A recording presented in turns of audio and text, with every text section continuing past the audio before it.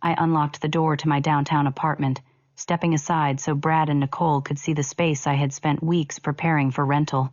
The hardwood floors gleamed, fresh paint covered every wall, and I had personally selected each light fixture to create the perfect ambiance for prospective tenants.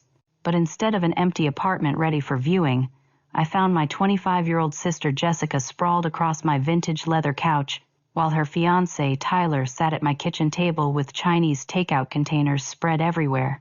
Their belongings cluttered every surface. Jessica looked up casually and smiled. "Oh, hey, Cathy. Mom said we could stay here while we save for our wedding. She told us you would be totally fine with it." My keys trembled in my hand as the prospective tenants shifted uncomfortably behind me.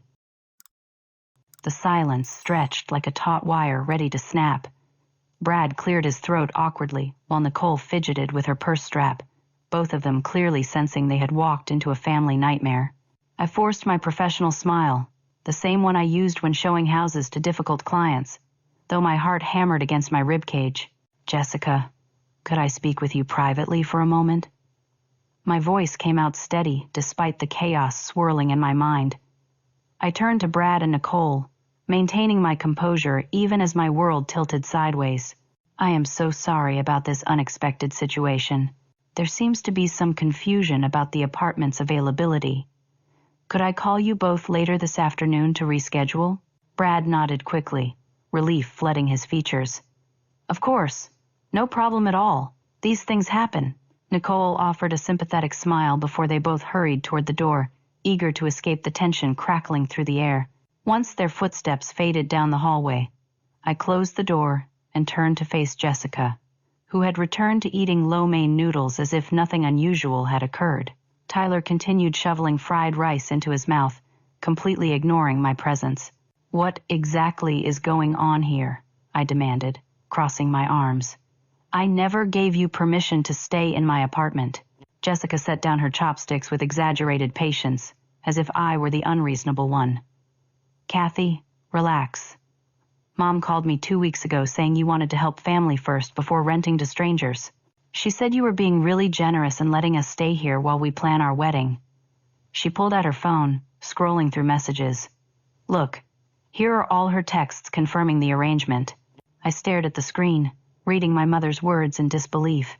Patricia had indeed written multiple messages to Jessica, discussing how I supposedly wanted to support my sister's engagement and provide them with temporary housing. Each text made my stomach sink further. "I never spoke to Mom about this," I said slowly. "She never asked me about letting you stay here." Tyler finally looked up from his food, fixing me with a cold stare. "Your sister needed help, and family takes care of family. You make good money selling houses. It's not like you need the extra income from some random renters." His presumptuous tone ignited something fierce inside me. "You have no idea what my financial situation is, or what I need. This rental income is important to me for reasons that are none of your business." Jessica stood up, assuming her familiar role as the wounded party. "Why are you being so mean? I thought you would be happy for us. We're trying to start our lives together, and this would really help us save money for the wedding and a down payment on our own place eventually." "When did you move in here?" I asked, looking around at their scattered belongings. Clothes hung over chairs, toiletries lined my bathroom counter visible through the open door, and Tyler's video game console sat connected to my television. "Just 2 weeks ago, like I said. Mom gave us the contact information for your property manager friend Karen, who let us in with the spare keys." Jessica's voice carried that manipulative sweetness she had perfected since childhood. "We've been so careful with everything. We haven't broken anything or made any messes." I glanced around the apartment that I had left spotless and ready for rental showings. Dirty dishes filled the sink, pizza boxes overflowed from the trash can, and mysterious stains dotted my previously pristine carpets. Their definition of careful clearly differed dramatically from mine. "You quit your job at the department store," I said, remembering a conversation from last month. "Tyler convinced me I didn't need to work while we planned the wedding. He's taking care of everything financially." She beamed at him with adoring eyes that made my stomach churn. Tyler smirked. "I told all our friends that Jessica's successful real estate agent sister gave us this apartment as an engagement gift. Pretty generous of you." The casual way he announced this fiction stunned me. They had been telling people I had given them my apartment. The manipulation ran deeper than I had initially realized. "I need to check something in my bedroom," I said, walking toward the back of the apartment where I kept important documents in a fireproof safe. "Wait," Jessica called after me. "You'll need this." She tossed me a set of keys that I didn't recognize. My hands froze around the unfamiliar metal. "What are these?" "The new keys. Tyler's friend helped us improve the security since we're living here now. We changed all the locks to make sure the apartment stays safe." Her tone suggested this was a perfectly reasonable action. The implications crashed over me like ice water. They hadn't just moved into my apartment without permission. They had changed my locks, effectively locking me out of my own property. This wasn't a spontaneous decision based on miscommunication with our mother. This was calculated, premeditated, and completely deliberate. Tyler leaned back in his chair, watching my reaction with undisguised satisfaction. "Can't be too careful about security these days. You never know who might have copies of the old keys." I stared at the new keys in my palm, understanding that everything about this situation was far more sinister than a simple family misunderstanding. My sister and her fiance had orchestrated a takeover of my apartment, involving our mother in their scheme and cutting off my access to my own property. "You planned this," I whispered. Jessica's mask slipped for just a moment, revealing something calculating underneath her innocent expression. "Planned what?" "We just needed help, and Mom said you wanted to help family." But I had seen that flash of something darker, and I knew with absolute certainty that my sister was lying about everything. I drove through the suburban streets toward my mother's house, with white-knuckled hands gripping the steering wheel. The familiar tree-lined neighborhood where I grew up felt surreal after the confrontation at my apartment. Patricia's modest two-story home sat on a corner lot, her prized rose garden blooming in the front yard despite the approaching fall weather. I found her in the kitchen preparing dinner, humming softly as she chopped vegetables. At 62, she still maintained the same routine she had followed for decades, finding comfort in predictable rhythms. Her graying brown hair was pulled back in a practical ponytail, and she wore the floral apron I had given her for Mother's Day 3 years ago. "Cathy, sweetheart." She looked up with genuine surprise and pleasure. "What a lovely surprise. I wasn't expecting you tonight. We need to talk about Jessica and the apartment situation." I set my purse down on the counter with more force than necessary. Patricia's expression immediately shifted to defensive. "Oh, that? Well, family should always come first, dear. Jessica needed help, and you're doing so well with your real estate career. I thought you could spare the rental income for a few months to help your sister get established." "Mom, you never asked me. You never even mentioned this idea. You just gave Jessica permission to move into my apartment without consulting me at all. I was going to talk to you about it, but Jessica said she wanted to surprise you with how grateful she was. She was so excited about your generosity." Patricia continued chopping carrots with sharp, precise movements. "Besides, you make excellent money selling houses. It's not like you desperately need rental income." The casual dismissal of my financial planning and property ownership rights infuriated me. "That's not the point. You had no right to promise my apartment to anyone without asking me first. I had prospective tenants scheduled to see it today, and I had to send them away because Jessica and Tyler were already living there. Well, I think you're being rather selfish about this whole thing. Jessica is your only sister, and she's planning her wedding. This is an important time in her life, and family should support each other." Patricia's voice took on the lecturing tone I remembered from childhood arguments. "Selfish?" I stared at her in disbelief. "I was planning to use that rental income to help pay for your back surgery. The insurance only covers 60%, and we both know you can't afford the remaining balance on your fixed income." Patricia's knife paused mid-chop, and I saw uncertainty flicker across her features. She hadn't considered that my rental income might benefit her directly. "You never mentioned anything about helping with my surgery costs," she said quietly, "because I wanted it to be a surprise. I wanted to hand you a check and tell you not to worry about the financial burden. But now I've lost potential tenants and rental income because you gave away my property without permission." Before Patricia could respond, the doorbell rang. She wiped her hands on her apron and went to answer it, returning moments later with her neighbor Helen, a cheerful woman in her 70s who lived 2 houses down. "I just wanted to return your casserole dish from last week," Helen said, handing over a glass baking pan. "That tuna noodle recipe was absolutely delicious." She noticed me and smiled warmly. "Cathy, how wonderful to see you, dear. Your mother has been telling everyone about Jessica's exciting news." "Exciting news?" I glanced between Helen and Patricia, confused. "The pregnancy, of course," Helen beamed. "Patricia is so thrilled about becoming a grandmother. She says Jessica is just glowing with happiness." The blood drained from my face as I stared at my mother. "Pregnancy?" Patricia's face went completely white, her eyes wide with dawning horror. Helen continued chattering, oblivious to the tension rapidly filling the kitchen. "It's such perfect timing with the wedding coming up. Jessica must be so grateful to have family support during this special time. Patricia mentioned you're letting them stay in your apartment until they find something permanent." "Helen, thank you so much for returning the dish," Patricia said quickly, practically pushing the older woman toward the door. "I'll talk to you soon." Once Helen was gone, Patricia and I stood in the kitchen staring at each other. The silence stretched until it became unbearable. "Jessica told you she was pregnant?" I asked slowly. Patricia sank into a kitchen chair, her face crumpling. "She called me 2 weeks ago, crying hysterically. She said she had just found out she was pregnant and was terrified about telling anyone. She begged me not to say anything to you because she wanted to announce it properly at Sunday dinner this weekend." My mind raced through the implications. "So you gave her my apartment because you thought she was pregnant and needed stable housing." "She was so scared, Cathy. She said she didn't know how they would afford a place of their own with a baby coming, and Tyler was stressed about providing for a family. She asked if I knew anywhere they could stay temporarily, and I remembered you mentioning wanting to rent your apartment." Patricia's voice grew smaller with each word. "I called Karen, your property manager friend, and asked her to let Jessica in with the spare keys. I thought I was helping both of my daughters." "Did Jessica show you a pregnancy test? Did she give you any proof?" Patricia shook her head miserably. "She said she was too emotional to discuss details and would explain everything this weekend. I trusted her. She's my daughter."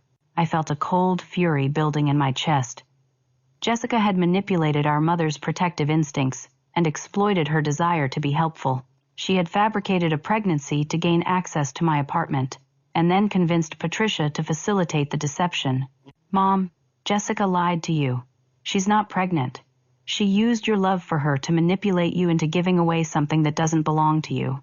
Patricia buried her face in her hands. "I made a terrible mistake. I should have talked to you first. I just wanted to help her, and I thought you would understand once you knew about the baby."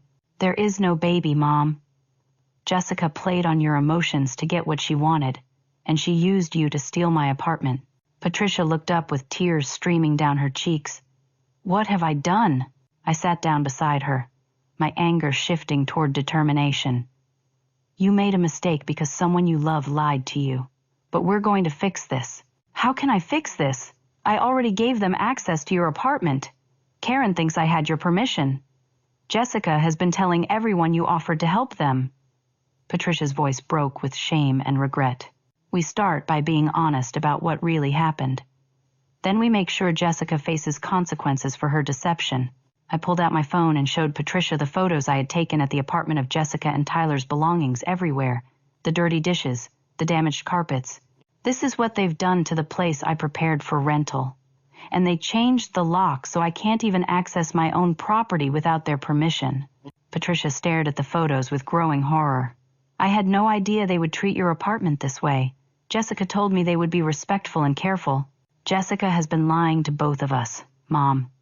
The question now is what we're going to do about it." For the first time since I arrived, Patricia's expression hardened with determination rather than guilt. "We're going to make this right. I don't know how, but we're going to fix what I allowed to happen." I hugged my mother tightly, feeling the foundation of our trust beginning to rebuild despite the damage Jessica had caused. "Together," I said firmly. "We're going to handle this together." But as I drove back toward the apartment, I knew that confronting Jessica about the pregnancy lie was only the beginning. Something about Tyler's behavior and the calculated way they had taken over my apartment suggested this deception ran much deeper than a simple housing scam. When I returned to my apartment building, I parked across the street and sat in my car for several minutes, observing the activity around the entrance. My real estate training had taught me to notice details, and something about the constant stream of delivery trucks and visitors seemed unusual for a residential building during evening hours. I climbed the stairs to my apartment, my new keys feeling foreign and wrong in my hand. The hallway smelled faintly of Chinese food and cigarette smoke, scents that had never lingered here before Jessica and Tyler's arrival. Inside, I found Jessica curled up on my couch watching television, while Tyler sat at my kitchen table with his laptop open. Several large boxes were stacked near the front door, all bearing shipping labels addressed to different names at my apartment's address. "You came back," Jessica said without looking away from the screen. "I was hoping you had time to cool down and think about everything rationally." "I need to talk to you about your pregnancy," I said, settling into the chair across from her. Jessica's entire body went rigid. She muted the television and turned to face me with an expression I couldn't quite read. "What about it?" "Mom told me you called her crying about being pregnant. She said that's why she gave you access to my apartment." I kept my voice level and non-confrontational. "I want to support you if you're really having a baby, Jessica, but I need to know the truth."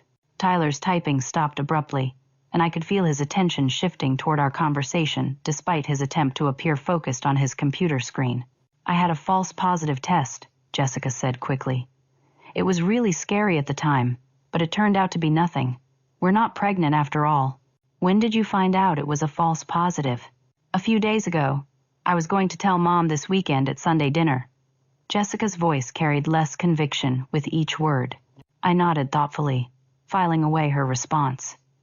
"That must have been emotionally difficult, thinking you were pregnant and then discovering you weren't." "Yeah, it was really hard, but Tyler has been super supportive through everything." She glanced at him with the same adoring expression from earlier. Tyler finally spoke up without turning around. "These things happen. We're just focusing on our wedding planning now and building our future together." I gestured toward the stack of boxes near the door. "You've been getting a lot of deliveries. Wedding gifts?" "Oh, yes." Jessica's entire demeanor brightened. "People have been so generous. We registered at several different stores because, different friends shop at different places. Nordstrom, Williams, Sonoma, Pottery Barn, Target. We wanted to give everyone options. That's a lot of gifts for a wedding that's still months away." Tyler swiveled around in his chair, fixing me with an annoyed stare. "People send gifts whenever they feel like it. We can't control when our friends and family decide to be generous." Something about his defensive tone triggered my instincts. In real estate, I had learned to recognize when clients were hiding information or misrepresenting facts. Tyler's body language screamed deception. "How long have you two been engaged?" I asked casually. 8 months, Jessica replied quickly. "Actually, closer to 10 months, Tyler corrected, shooting her a sharp look. Jessica flushed. "Right, 10 months. Time flies when you're planning a wedding." I made a mental note of the discrepancy. "And you've been living together how long?" "About a year," Jessica said. 14 months, Tyler corrected again, his patience clearly wearing thin. The inconsistencies in their basic relationship timeline raised red flags. Either Jessica was incredibly scattered about important dates, or one of them was lying about something fundamental. After Jessica announced she was going to shower, I seized the opportunity to call my upstairs neighbor, Mrs. Rodriguez, an elderly Puerto Rican woman who had lived in the building for over 20 years. She knew everything that happened in our small community. "Mrs. Rodriguez, it's Cathy from apartment 3B. I hope I'm not calling too late." "Cathy, mi amor." "Not too late at all. I was just finishing my evening tea. How are you, sweetheart?" "I'm okay, thank you. I wanted to ask you about my sister Jessica. She and her fiance have been staying in my apartment while I was out of town. I was wondering if they've been good neighbors." "Oh, yes. They've been coming and going for quite a while now. Maybe a month, maybe more. Very busy, lots of visitors and deliveries. Sometimes I hear them talking in the hallway about packages and returns." My blood chilled. "A month or more? Are you sure it hasn't just been 2 weeks?" No, Definitely longer than that. I remember because it was right after my grandson's birthday party in August, and that was 5 weeks ago. The young man, he has been very helpful carrying packages upstairs. So many deliveries. FedEx, UPS, Amazon, other trucks I don't recognize. What kind of visitors have they had? Different people picking up boxes mostly. Young people, older people. They come for maybe 10 or 15 minutes and leave with packages. I thought maybe they were running some kind of business from the apartment. Mrs. Rodriguez's observations painted a completely different picture from Jessica's story about moving in 2 weeks ago. They had been operating some kind of scheme from my apartment for over a month, using my address as a base for activities involving constant deliveries and package pickups. After thanking Mrs. Rodriguez and promising to visit soon, I sat staring at Tyler's laptop screen, which displayed what appeared to be a wedding registry website. Curiosity, overcoming caution, I moved closer to get a better look. The browser had multiple tabs open, each showing a different wedding registry under different names. None of them were for Jessica and Tyler. I could see registries for couples named Sarah and Michael, Jennifer and David, Amanda and Christopher, all with future wedding dates ranging from 6 months to a year away.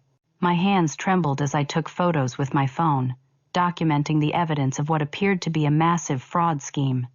They weren't just getting wedding gifts from friends and family. They were creating fake wedding registries using false identities, having gifts delivered to my apartment, then presumably selling or returning the items for cash. Tyler's voice from the bathroom interrupted my discovery. "Hey babe, did you move my wallet? It's on the kitchen counter where you left it," Jessica called back from the shower. I glanced at the brown leather wallet sitting next to Tyler's laptop.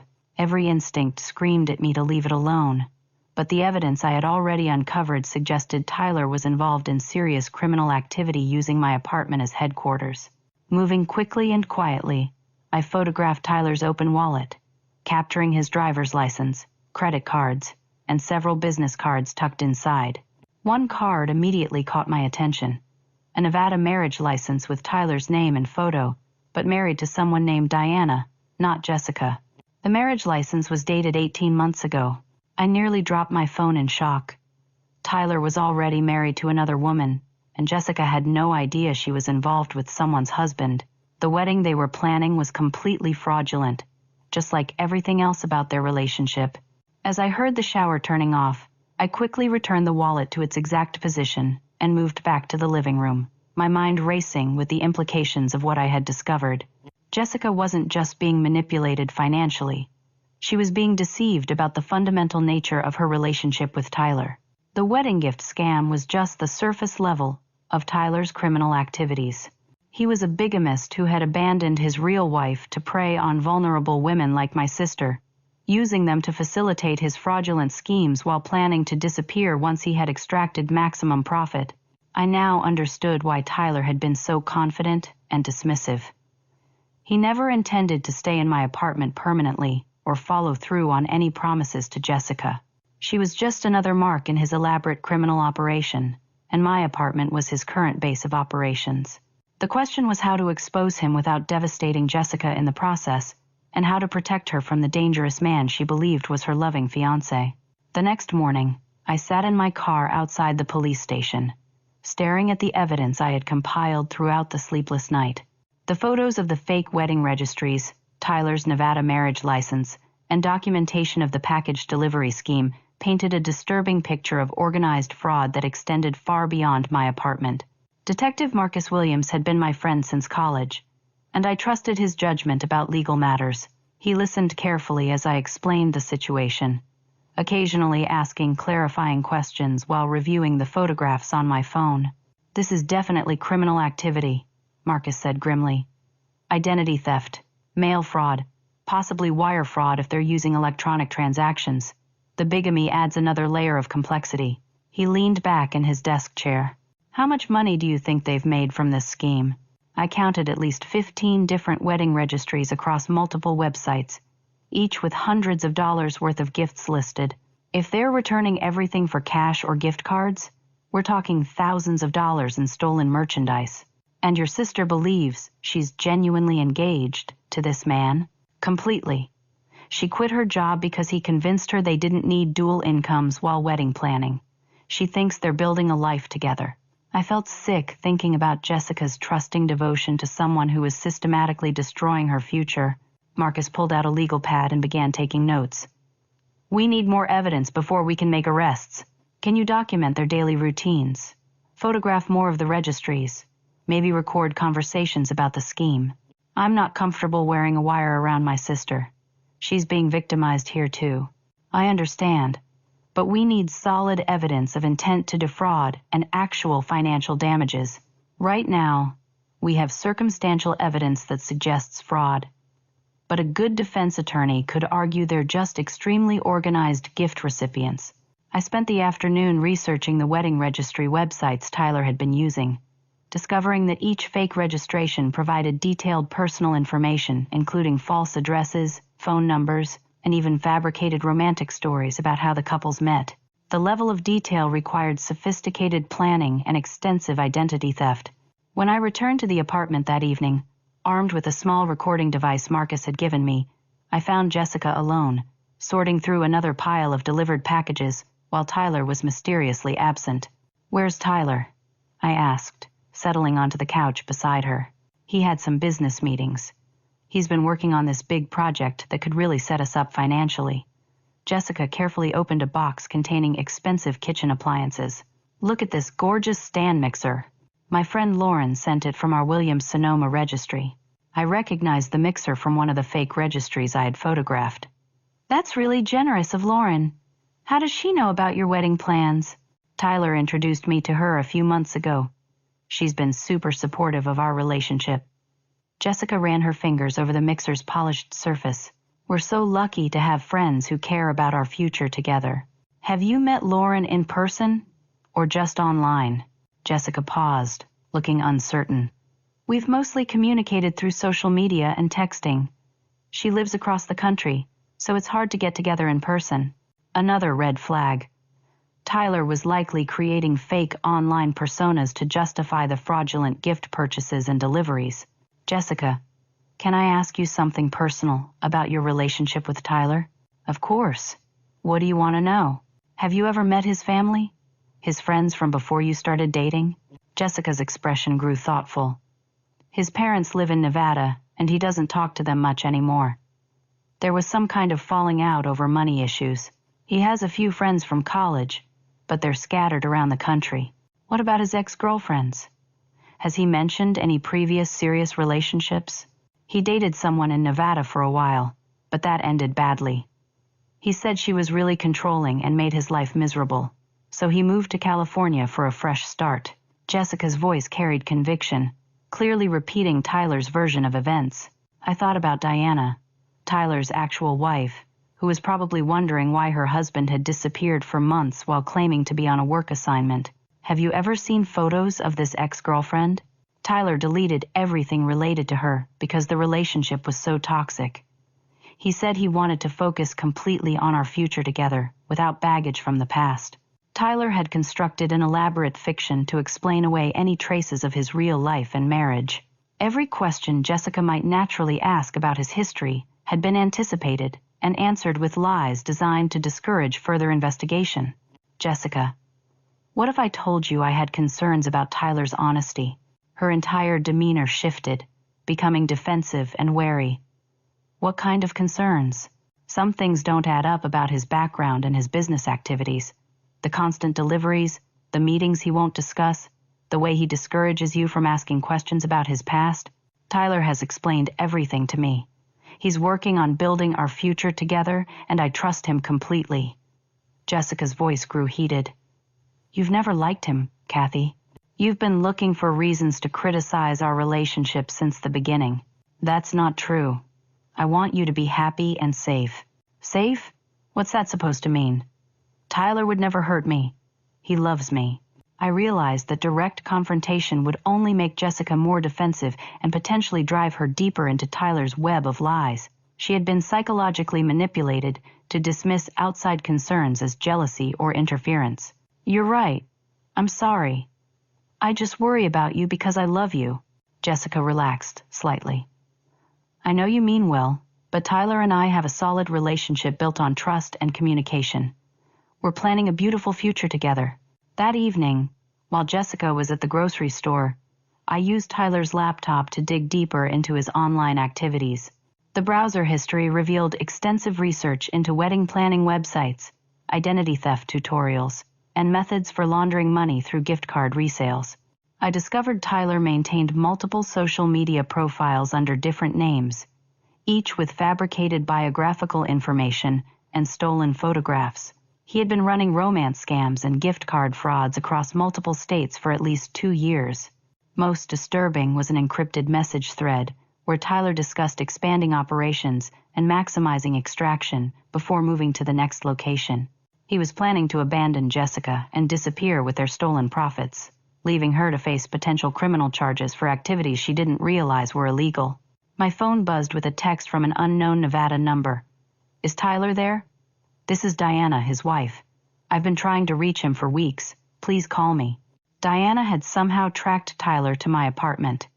She was looking for her missing husband, and she had no idea he was living with another woman while running criminal schemes using a stolen identity. I stepped outside to call Diana, my hands shaking as I dialed the number.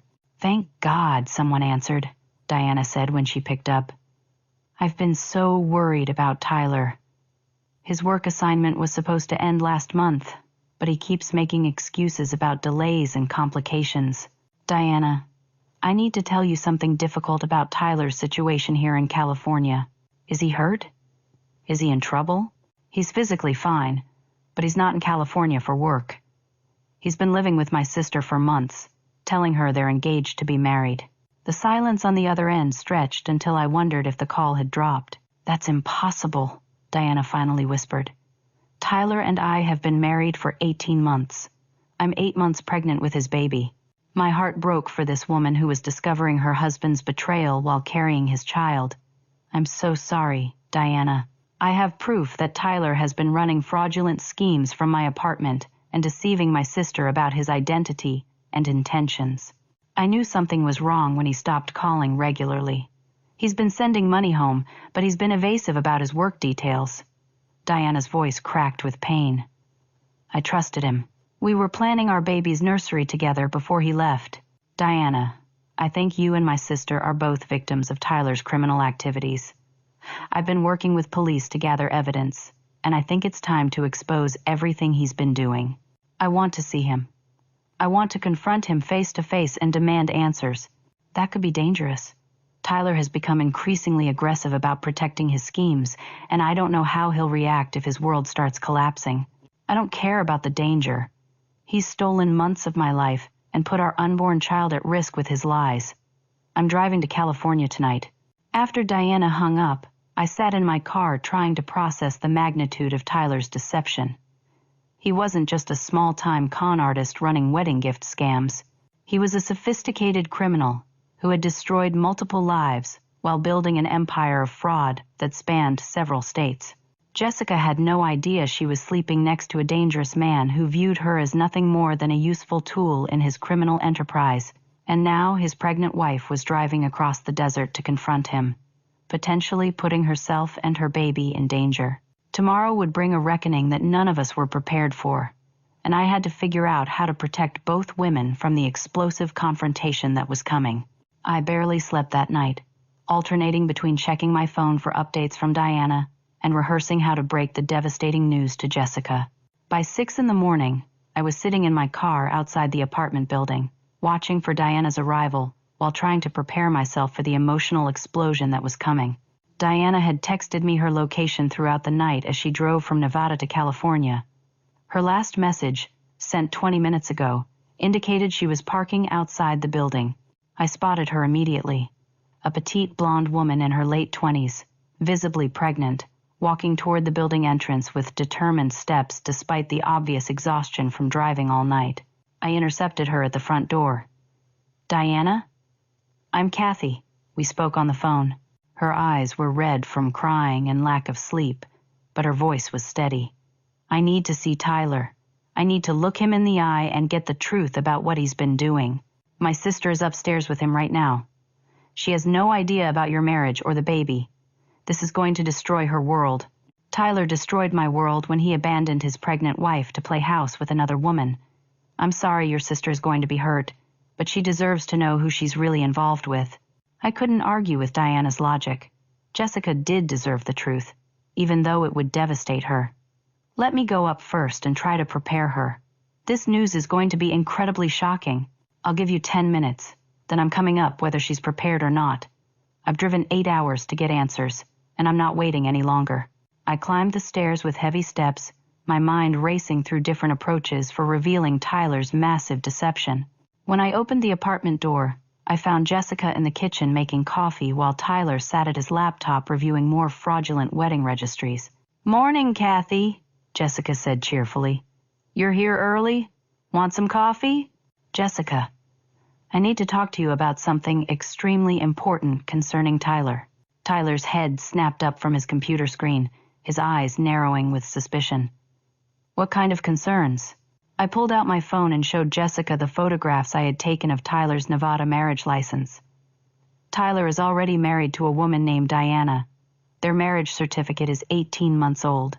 Jessica stared at the phone screen in confusion. "That's impossible. Tyler and I have been together for over a year. We're engaged to be married. The marriage license is real, Jessica. Tyler has been lying to you about everything." Tyler stood up abruptly, his chair scraping against the floor. "Those documents are fake. Someone is trying to sabotage our relationship. I photographed them from your wallet while you were in the shower. They're official Nevada state documents with your signature and photograph." Jessica looked between Tyler and me with growing panic. "Tyler, tell me this isn't true. Tell me you're not married to someone else." "Jessica, you know how much I love you. Someone is trying to destroy what we have together." Tyler moved toward Jessica with his hands outstretched, but she stepped backward. "Show me your wallet," Jessica demanded. "Show me everything in your wallet right now." Tyler hesitated for a crucial moment, and that hesitation told Jessica everything she needed to know. Her face crumpled as the reality began to sink in. "You're married," she whispered. "You've been married this whole time." "Jessica, let me explain. The marriage was a mistake. Diana and I were never really compatible. I was planning to get divorced before I met you." "Planning to get divorced? You never mentioned being married at all. You told me you had a bad breakup with an ex-girlfriend in Nevada." Tyler's calm facade began cracking under the pressure of his collapsing lies. "I didn't want to complicate our relationship with details about my past. I love you, not her." "Details about your past?" "Tyler, you're married. That's not a detail. That's your current legal status." The apartment door opened, and Diana walked in without knocking. Jessica gasped in shock, staring at the obviously pregnant woman who had just entered the apartment. "Hello, Tyler," Diana said quietly. "Surprised to see your wife?" Tyler's face went completely white. "Diana, what are you doing here?" "I came to find my husband who disappeared months ago, claiming to have a work assignment that keeps getting extended." Diana's voice was calm, but her eyes burned with fury. "Imagine my shock when I discovered you've been living with another woman while I've been home alone, pregnant with your child." Jessica's legs gave out, and she sank into a kitchen chair, staring at Diana's pregnant belly with dawning horror. "You're having his baby?" "Due in 6 weeks. Tyler and I have been married for 18 months. We were planning our nursery together before he supposedly left for this mysterious work project that he could never quite explain." Tyler began backing toward the door. "This is all a misunderstanding. I can explain everything. Explain how you married me legally, got me pregnant, then abandoned me to play house with this woman." Diana's composure finally cracked. "Explain how you've been sending me money stolen from fraudulent wedding gift schemes while telling me it's legitimate work income?" "You knew about the wedding gifts?" Tyler's voice rose in panic. "I suspected something was wrong when you kept avoiding my questions about your job details. I hired a private investigator who tracked your activities to this apartment and discovered your criminal schemes." Jessica finally found her voice. "Criminal schemes? What criminal schemes?" Diana turned to Jessica with a mixture of pity and anger. "Tyler has been creating fake wedding registries under false identities, having gifts sent to this apartment, then selling them for cash. You've been unknowingly participating in a multi-state fraud operation." "That's not true," Jessica said desperately. looking to Tyler for denial. Tyler's mask fell completely. You're all being ridiculous. So what if I found creative ways to make money? Jessica benefited from everything I provided for her. Creative ways to make money? Diana stared at him in disbelief. Tyler, you committed identity theft, mail fraud, and wire fraud across multiple states while lying to your pregnant wife about your whereabouts and activities. And you bigamously promised to marry my sister while already being legally married to Diana, I added. Jessica stood up on shaking legs. Tyler, tell me none of this is true. Tell me you love me, and we're really going to get married. Tyler looked at Jessica with undisguised contempt. Jessica, you were useful for a while, but you're incredibly naive. Did you really think someone like me would tie myself down to someone like you permanently? The cruelty in his voice shattered Jessica's remaining illusions. She began crying, deep sobs that came from the complete destruction of everything she had believed about her life and future. You never loved me, she whispered. I told you what you needed to hear to cooperate with my plans. You believed everything because you wanted to believe it. Tyler's coldness was shocking. Now everyone needs to calm down so we can figure out how to handle this situation rationally. Handle this situation? Diana stepped closer to Tyler, her pregnancy making her movements awkward but her determination absolute. The only thing to handle is when you're going to turn yourself into the police for the crimes you've committed. Nobody is calling the police, Tyler said firmly. Everyone here is complicit in activities that could be considered criminal. Jessica lived in a stolen apartment while receiving fraudulent wedding gifts. Diana received money she knew came from questionable sources. Cathy allowed criminal activity to occur in her property. He was threatening all of us, trying to use our fear of legal consequences to maintain control over the situation.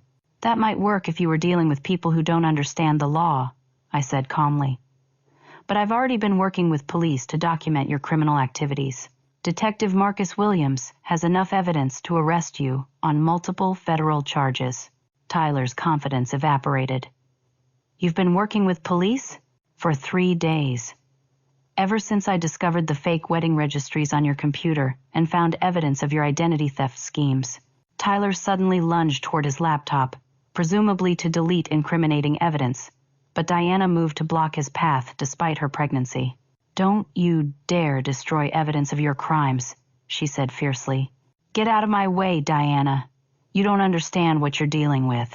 When Tyler tried to push past his pregnant wife, Diana shoved him backward with surprising strength. Tyler stumbled and crashed into the kitchen table, scattering coffee cups and papers across the floor. I understand exactly what I'm dealing with, Diana said. A lying, cheating criminal who abandoned his pregnant wife to run scams with another woman. Tyler scrambled to his feet, his face twisted with rage. You stupid women have no idea what you've done. I had everything under control until you started interfering. Everything under control? Jessica finally spoke, her voice hollow with shock. Tyler, you destroyed my life. You convinced me to quit my job, move into my sister's apartment, and participate in criminal activities while believing we were building a future together. You participated willingly, Jessica. Nobody forced you to accept those wedding gifts or help with the deliveries, because I thought they were legitimate gifts from friends and family. I thought we were actually engaged. The apartment door opened again, and Detective Marcus Williams entered with another officer, both wearing serious expressions. Tyler Morrison, you're under arrest for identity theft, mail fraud, wire fraud, and bigamy, Marcus announced, pulling out handcuffs. Tyler's face went through a rapid series of emotions: shock, denial, anger, and finally desperate calculation. You can't prove I intended to commit fraud. I was just accepting wedding gifts from generous friends and family. We can prove you created false identities to register for wedding gifts, used stolen personal information to establish fake relationships, and operated a criminal enterprise across state lines, Marcus replied calmly. We've been monitoring your online activities and financial transactions for 72 hours. As Marcus read Tyler his rights, the full magnitude of his criminal operation finally became clear. This wasn't a simple wedding gift scam run by an opportunistic couple. Tyler was a sophisticated criminal, who had been systematically destroying lives while building a network of fraud that spanned multiple states and involved dozens of victims. Jessica, Diana, and I stood in stunned silence as Tyler was handcuffed and led away, each of us processing the devastating revelation that none of us had really known who Tyler Morrison actually was. As the apartment door closed behind Tyler and the arresting officers, the three of us stood in awkward silence, each processing the traumatic revelations in our own way. Diana sank into the couch, her hands protectively covering her pregnant belly, while Jessica remained frozen by the kitchen table, staring at the scattered papers and broken coffee cups. "I can't believe this is really happening," Jessica whispered. "Everything I thought I knew about my life was a lie." Diana looked up with tears streaming down her face. "I keep thinking about all the nights I lay awake wondering why Tyler stopped calling regularly. I blamed myself for not being supportive enough of his work demands. I moved to clean up the mess from Tyler's altercation with the table, needing something concrete to do while my mind raced through everything that had just occurred. As I gathered the scattered papers, I noticed several documents I hadn't seen before. Rental applications for apartments in 3 different states, all submitted under fake names with Tyler's photograph attached. "Jessica, Diana, you both need to see these," I said, holding up the rental applications. Diana examined the papers with growing alarm. "These addresses are in Nevada, Arizona, and Colorado. Tyler's been establishing fake identities in multiple states. This means he's been running these scams for much longer than we realized," Jessica said, her voice growing stronger as anger replaced shock. "How many other women has he deceived?" Before I could respond, Detective Marcus returned alone, his expression grave. "We need to discuss the scope of Tyler's criminal activities," he said, settling into the chair across from us. "What we discovered goes far beyond wedding gift fraud." "How much damage are we talking about?" I asked. "Tyler Morrison, whose real name is actually Tyler Davidson, has been running sophisticated romance and fraud scams across 5 states for over 3 years. The wedding gift scheme was just his most recent operation." Marcus pulled out a thick folder. "We found evidence of rental fraud, credit card scams, identity theft affecting over 40 victims, and at least 3 other women who believed they were engaged to marry him." Jessica's face went ashen. 3 other women? All of them thought they were in exclusive relationships with Tyler. He convinced each of them to participate in various money-making schemes while promising them futures that never existed. Diana gripped the arm of the couch. "What happened to the other women? 2 of them are facing criminal charges because Tyler manipulated them into participating in fraudulent activities without fully understanding the legal implications. The 3rd woman lost her life savings and her apartment before Tyler disappeared." The implications hit Jessica like a physical blow. "I could have been charged with crimes for helping with the wedding gifts? That's why Cathy's cooperation with our investigation was so crucial," Marcus explained. "Her documentation of Tyler's activities and willingness to serve as a witness allowed us to establish that you were a victim of manipulation rather than a willing conspirator." I felt a surge of relief that my decision to work with the police had protected Jessica from potential prosecution. But Marcus's expression suggested there were more revelations coming.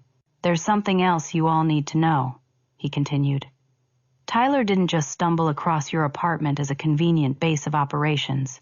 He specifically targeted your family after researching Cathy's real estate success and Jessica's employment history." "He researched us?" Jessica stared at Marcus in disbelief. "Tyler spends months investigating potential marks before initiating contact. He knew about Cathy's rental property, Jessica's job at the department store, and even your mother's financial situation before he ever approached Jessica at the coffee shop where they supposedly met by chance. The revelation that their entire relationship had been calculated and predatory from the very beginning devastated Jessica. She had believed in a romantic meet-cute story that was actually the opening move in an elaborate criminal scheme." Diana spoke up quietly. "How did he choose me as a victim?" Marcus consulted his notes.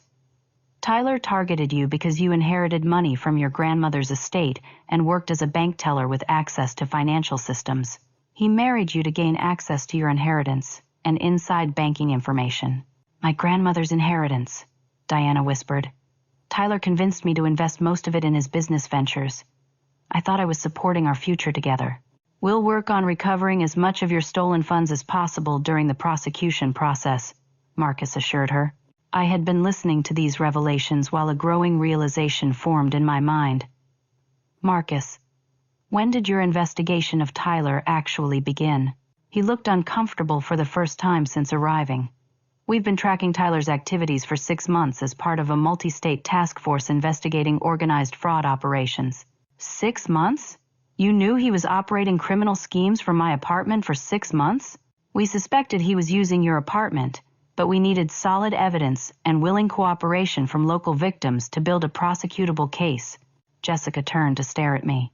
Cathy, did you know the police were already investigating Tyler when you started working with them? No, I had no idea. I contacted Detective Marcus because Tyler's behavior seemed suspicious, not because I knew about any existing investigation. Marcus cleared his throat. Actually, we had been hoping someone close to Tyler would contact law enforcement with concerns. Cathy's call was exactly what we needed to move forward with arrests and evidence collection. The room fell silent as we all absorbed the fact that Tyler had been under federal investigation while living in my apartment and deceiving my sister. The timing of everything felt almost orchestrated. Marcus, was I under investigation too? I asked directly. We had to verify that you weren't knowingly participating in Tyler's schemes. Your cooperation and willingness to gather evidence quickly established that you were trying to stop criminal activity rather than facilitate it. I felt a chill realizing how close I had come to being considered a potential accomplice in federal crimes. My decision to contact the police immediately, upon discovering suspicious activity, had protected me from being caught up in Tyler's criminal network. What happens now? Diana asked. To Tyler? To us? To the money he stole? Tyler will face federal charges in multiple jurisdictions. We estimate he'll receive a prison sentence of 15 to 20 years if convicted on all counts. Marcus closed his folder. As for recovery of stolen funds, that process will take time, but we've frozen accounts containing over $200,000 in stolen money. The number stunned all of us. Tyler's criminal operation had been far more extensive and profitable than any of us had realized. Jessica finally spoke, her voice steadier than it had been all morning. I want to do whatever I can to help with the prosecution. Tyler needs to face consequences for what he's done to all of us and his other victims. I want to help too, Diana said firmly. No other women should go through what we've experienced.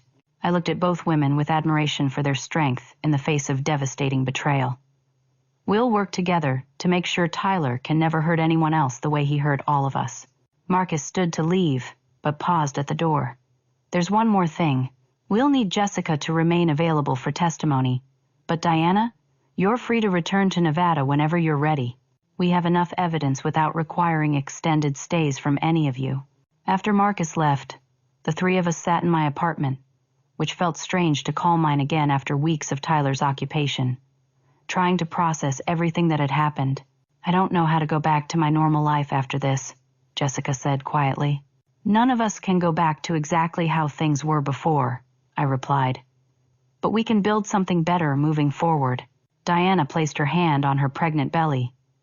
I need to focus on preparing for this baby and rebuilding my life without Tyler's lies. You're both welcome to stay here while you figure out your next steps, I offered.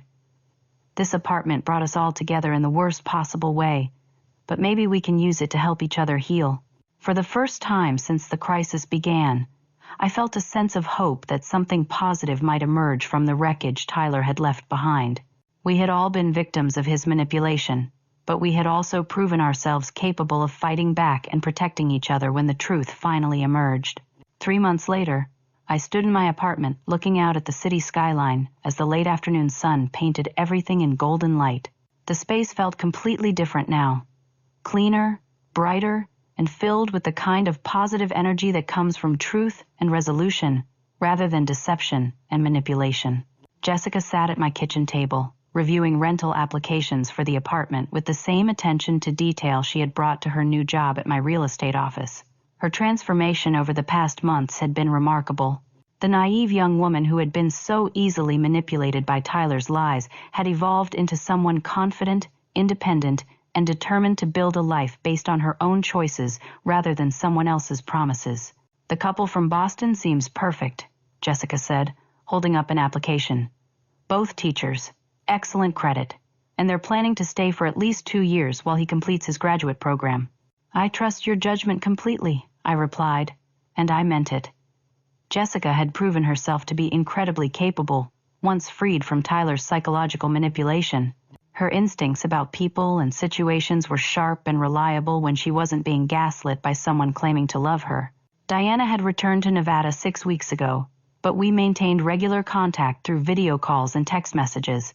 She had started a support group for women who had been victimized by romance scams, using her experience with Tyler to help other survivors recognize warning signs and rebuild their confidence.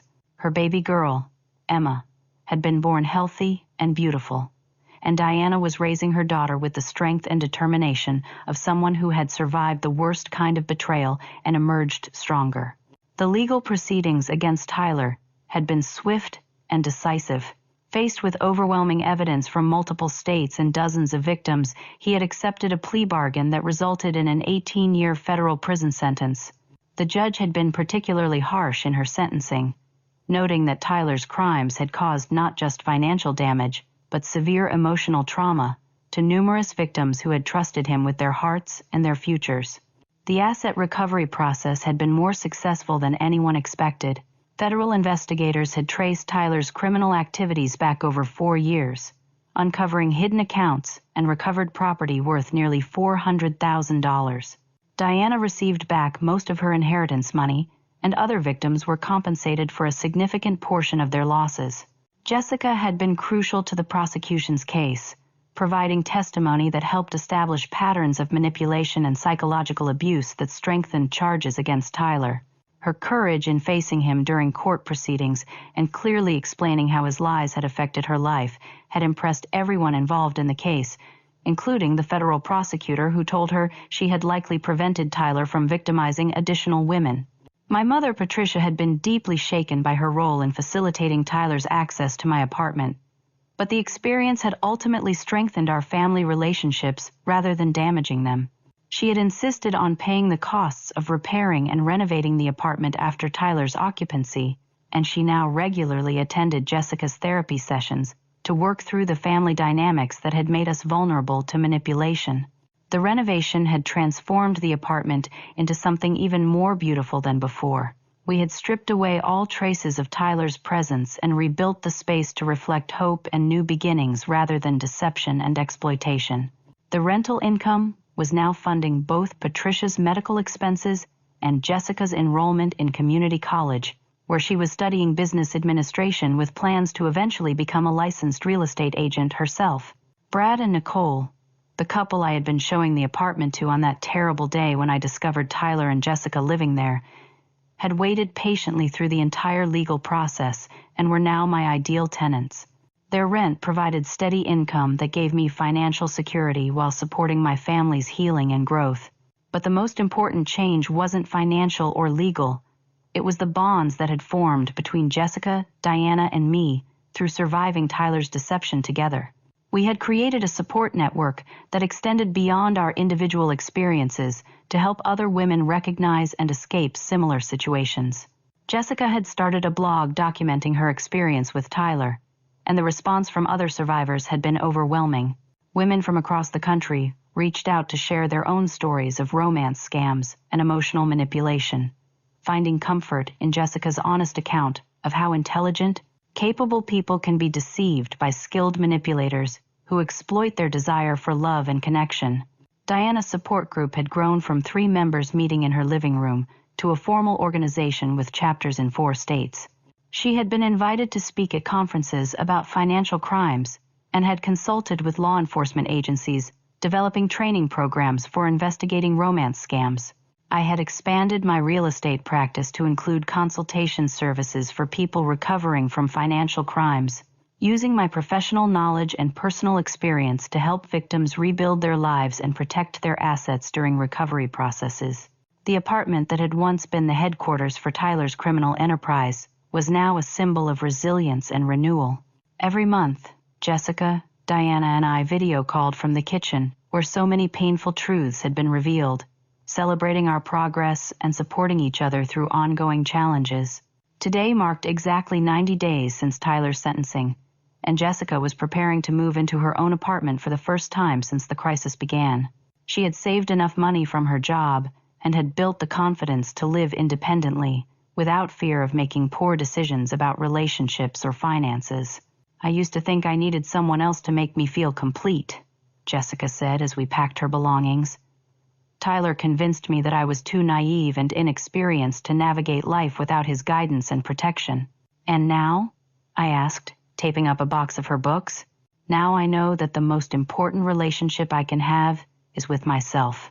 I need to trust my own judgment and build a life that makes me happy and proud, whether I'm alone or with someone who genuinely deserves my love." The growth in Jessica's self-awareness and confidence was remarkable. Therapy had helped her understand how Tyler's manipulation techniques had worked and why she had been vulnerable to them. But more importantly, she had developed the tools to recognize and resist similar manipulation attempts in the future. We were interrupted by the apartment buzzer. Jessica went to answer it and returned with Brad, the tenant, who was carrying a beautiful bouquet of flowers. "These were just delivered for Cathy," Brad said with a smile. "The delivery person said they were from someone named Diana." I opened the card attached to the bouquet and read Diana's message aloud. "Thank you for giving us the strength to fight back when our world was crumbling. Emma and I are sending love and gratitude for everything you did to protect us all."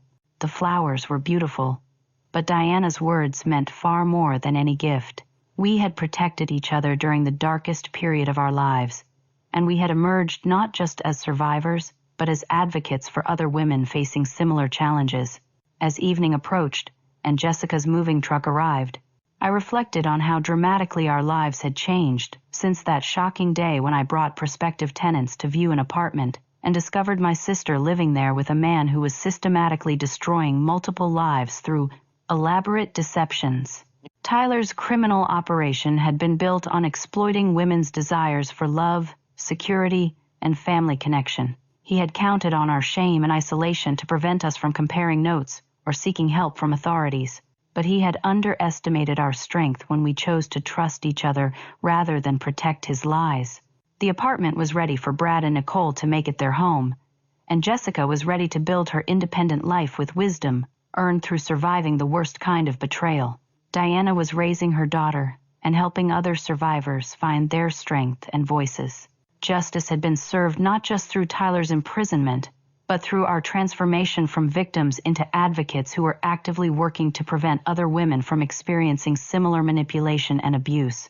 As I watched Jessica drive away toward her new apartment and her bright future, I felt a deep satisfaction that came from knowing we had fought back when our world was crumbling, and we had won not just legal justice, but personal freedom from the lies that had once controlled our lives.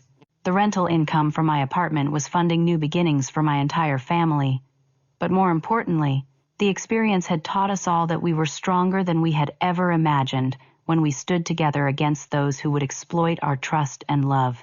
Sometimes the worst things that happen to us become the foundation for the best things we achieve afterward. Tyler's deception had been devastating, but our response to his crimes had created bonds of trust and mutual support that would last for the rest of our lives. Now I want to ask you something that's been on my mind since sharing this story. Have you ever found yourself in a situation where someone you trusted was manipulating you? And how did you find the strength to recognize the truth and fight back? Your experiences could help other people who are struggling with similar challenges, and I'd love to hear your thoughts in the comments below. If this story resonated with you or reminded you of someone who might benefit from hearing it, please like this video and share it with others who could use encouragement in their own difficult situations. Don't forget to subscribe for more stories about finding strength through adversity and building better lives after betrayal. Thank you so much for listening to my story and for being part of a community that believes in supporting each other through life's most challenging moments. I hope that whatever struggles you're facing right now, you remember that you have more strength than you realize, And you don't have to face difficult situations alone when you're willing to trust the right people and fight for what's true and right.